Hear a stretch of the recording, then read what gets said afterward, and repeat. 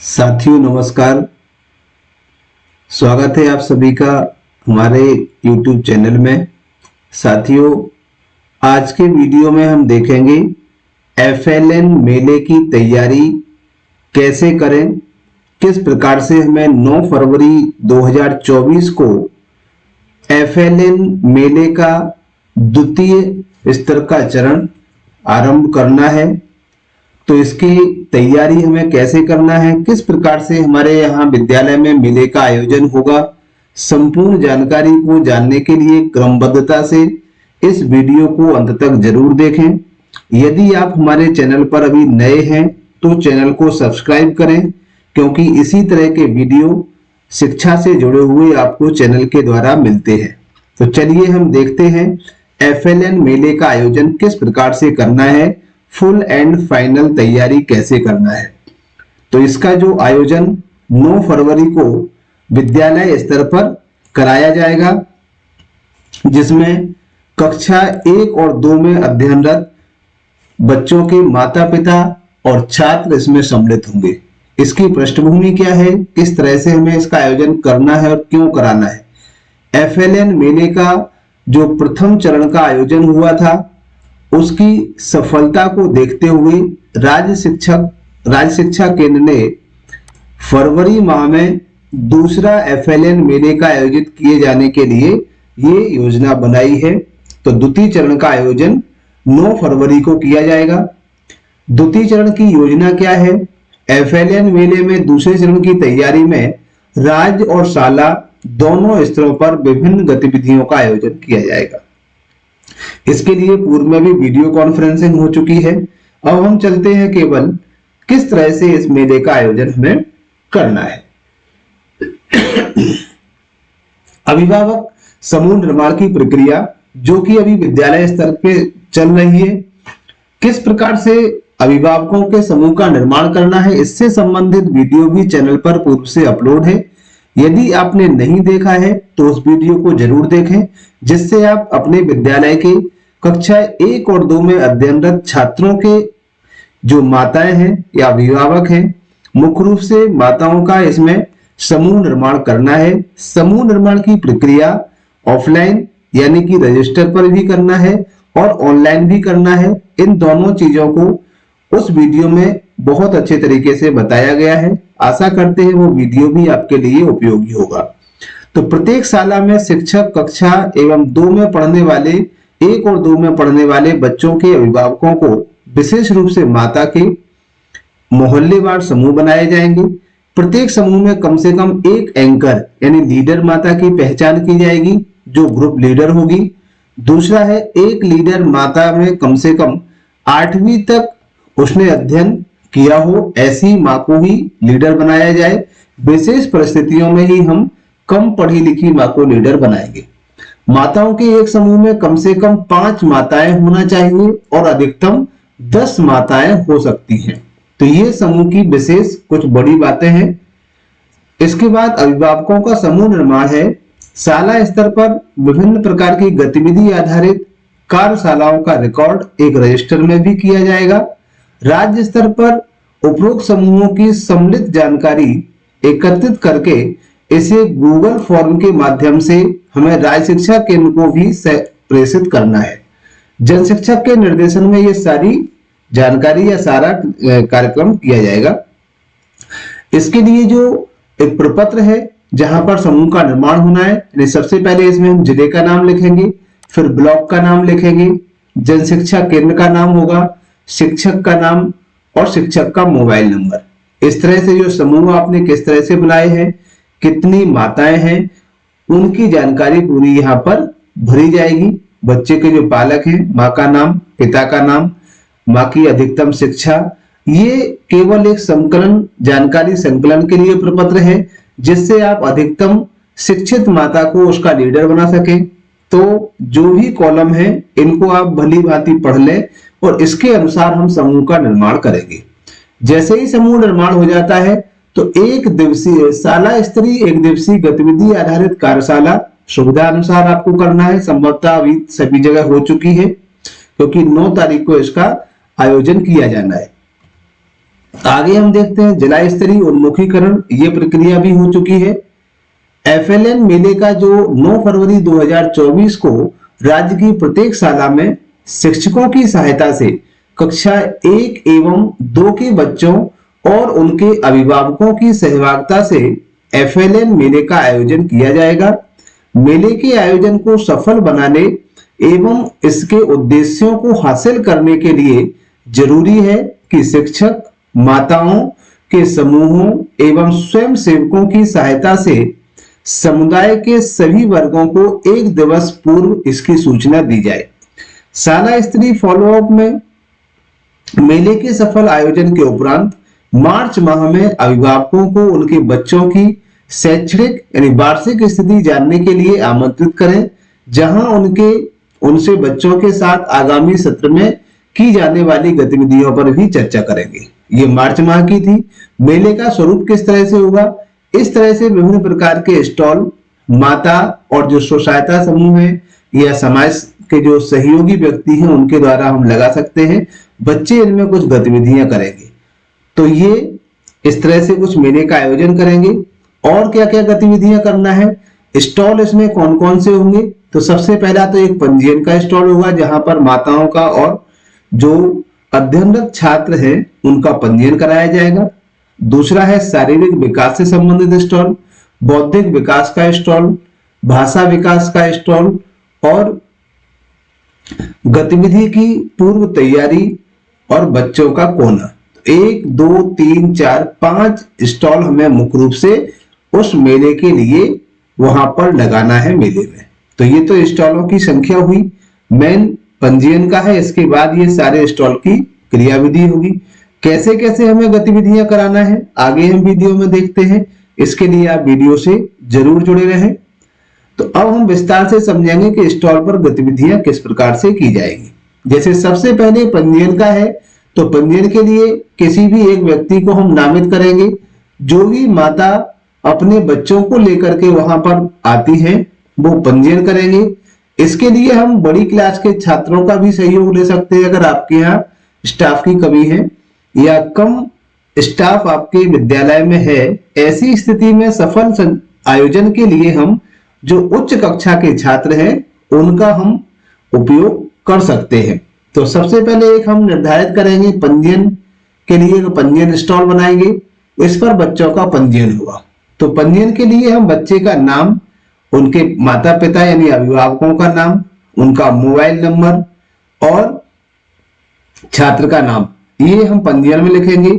और यही सारी जानकारी आपको कार्ड दिया जाएगा जिस पर बच्चे के मेले की संपूर्ण गतिविधियों को अंकित किया जाएगा। वो कार्ड पर भी हमें यही एंट्री करना है और उस कार्ड को हमें आगे की बच्चों की गतिविधियों को रिकॉर्ड करने के लिए उसके साथ में कार्य करना है। तो ये तो थी पंजीयन की प्रक्रिया। पंजीयन के बाद जब सेकंड स्टॉल पर जाते हैं शारीरिक विकास, तो शारीरिक विकास के लिए हम जो पूर्व में प्रथम चरण में किया था, जैसे हमने कुछ टेढ़ी मेढ़ी लाइन बना दी तो इस पर बच्चे को चलना सिखाएंगे। जैसे ये बुक को सर पर रख करके बच्ची इस लाइन पर चलेगी। अब इसमें हम इन और आउट यानी जब पूरी लाइन पर चलता है तो बच्चे को शाबाशी देंगे और उस पर राइट का निशान लगाना है। यानी प्रत्येक गतिविधि के स्तर के अनुसार रिपोर्ट कार्ड में राइट का निशान लगाना है यदि वो सही गतिविधियों को कर पा रहे हैं तब। तो ये शारीरिक विकास यानी रेखा पर चलने की गतिविधि है। दूसरी है खेल कूद, ये रस्सी कूदने की, इसमें हम करा सकते हैं। और भी अपने परिवेश के अनुसार आप गतिविधियों को मुख्य रूप से शामिल कर सकते हैं, लेकिन जो गतिविधियां हमारे कार्ड में दी गई हैं या शेड्यूल में है उन गतिविधियों को कराना ना भूलें। तो ये दूसरी कूदना है, कूदने की गतिविधि है। इसके पश्चात है शारीरिक विकास यानी पेपर फोल्डिंग। पेपर को फोल्ड करके हम कुछ आकृतियां बनवाएंगे। ये सामान्य आकृति है जैसे नाव बनाना, एरोप्लेन बनाना। इसके अलावा और भी गतिविधियां हो सकती हैं। ये सभी का एक वीडियो भी इसमें दिया गया है, आप इस वीडियो को भी देख सकते हैं। तो इसके बाद ये पेपर फोल्डिंग गतिविधि है। इसके नाव या अन्य गतिविधियां भी आप करा सकते हैं, पेपर फोल्डिंग के द्वारा ही बनाई जाएगी। इसके पश्चात बौद्धिक विकास, इसमें मिलान करना। हम अपने आसपास से फल, सब्जियां, पुष्प या कोई चित्र वगैरह ले सकते हैं। इनमें आपको आपसी मिलान के साथ बच्चे के बौद्धिक विकास से संबंधित गतिविधि कराना है। कितनी कर पाते हैं उसके अनुसार आप जो भी निर्धारित क्राइटेरिया है, यदि बच्चा उसे अचीव कर रहा है तब हमें उसके रिपोर्ट कार्ड पर राइट का निशान लगाना है। तो ये थी बौद्धिक विकास से संबंधित गतिविधि। आगे हम बौद्धिक विकास के क्रम में रंग पहचान की गतिविधि दिखाते हैं। विभिन्न प्रकार के रंग कोई भी शेप में हो सकता है, फलों का हो सकता है, पक्षियों का हो सकता है। अगर ये फिजिकली रूप से आपके पास उपलब्ध नहीं है तब ऐसी स्थिति में आप चित्रों का भी उपयोग कर सकते हैं। और यदि रियल में ये कोई चीज आपके पास होती है किसी मॉडल के रूप में, कोई एक इंस्ट्रूमेंट भी हो सकता है या मॉडल या चित्र चार्ट कुछ भी हो सकता है, उससे आप बच्चों से रूबरू हो सकते हैं और पूछ सकते हैं। तो बौद्धिक विकास रंग पहचान की गतिविधि हम बच्चे को करा सकते हैं।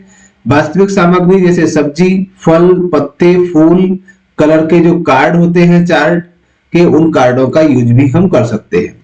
नेक्स्ट हम देखते हैं बौद्धिक विकास में वर्गीकरण। जैसे इसमें हम देखेंगे विभिन्न प्रकार की सामग्रियों को हमने इकट्ठा रख दिया है। अब हम बच्चे से अलग करवा सकते हैं कि इसमें फल कौन से हैं, सब्जियां कौन सी हैं, दाल कौन सी है। इस तरह से जो भी आपके परिवेश में उपस्थित हों या उपलब्ध हों, उनके अनुसार आप वर्गीकरण संबंधी गतिविधि छात्रों के साथ में करा सकते हैं। नेक्स्ट हम देखते हैं क्रम में लगाना। कोई भी वस्तुएं हैं तो हम छोटे से बड़े के क्रम में, बड़े से छोटे के क्रम में, कौन सी बड़ी है, कौन सी छोटी है, कौन सी पतली है, कौन सी मोटी है, इस तरह से हम गतिविधियां करा सकते हैं। जैसे हम देख रहे हैं यहाँ पर एक बर्तनों से संबंधित है, छोटा बर्तन कौन सा है, छोटा पात्र, बड़ा पात्र। ऐसे ही हम बॉल का उपयोग कर सकते हैं। तो ये कुछ क्रम लगाना या उनकी बौद्धिक विकास से संबंधित गतिविधि हो सकती है।